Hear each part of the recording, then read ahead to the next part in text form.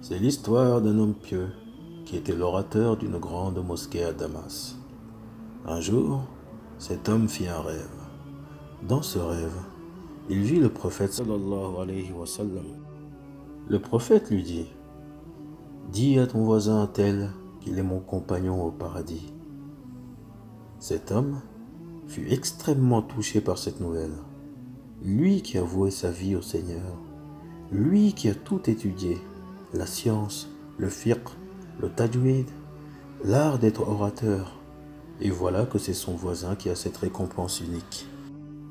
Alors, il décida d'aller le voir et lui dit: ô voisin, j'ai pour toi une bonne nouvelle de la part du messager d'Allah, sallallahu alayhi wa sallam. Mais je te jure que je ne te dirai rien, sauf si tu me dis ce que tu as fait pour mériter cela.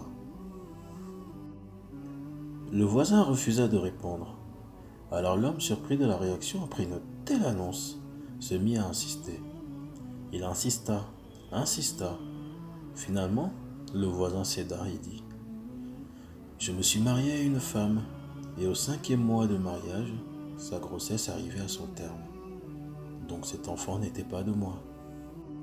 Je pouvais la divorcer, je pouvais l'anéantir en la dévoilant au grand jour. L'État est de mon côté, la charia est de mon côté, sa famille aussi.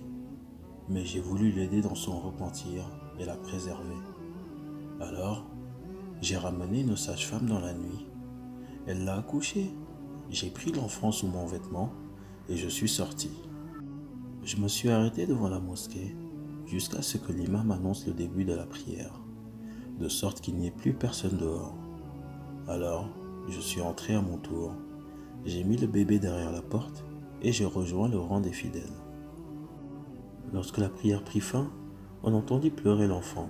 Les gens allèrent voir et se mirent tout autour de lui. J'ai attendu que la plupart des fidèles soient autour de lui pour me lever et les rejoindre. Puis j'ai dit: que se passe-t-il? Ils ont dit: viens voir, sûrement un bâtard abandonné. J'ai dit: ah, donnez-le-moi, je le prendrai en charge. Je l'ai donc pris devant tout le quartier comme étant un orphelin que je recueille comme mon enfant. C'est ainsi que cet homme sauva sa femme du scandale et a fait d'elle une pieuse par la même occasion. Souvent, et dans des cas très délicats, la bienfaisance est meilleure que la justice. C'est ici que s'achève cette belle histoire. J'espère qu'elle vous aura plu. Si c'est le cas, n'hésitez pas à mettre un like, la commenter et la partager.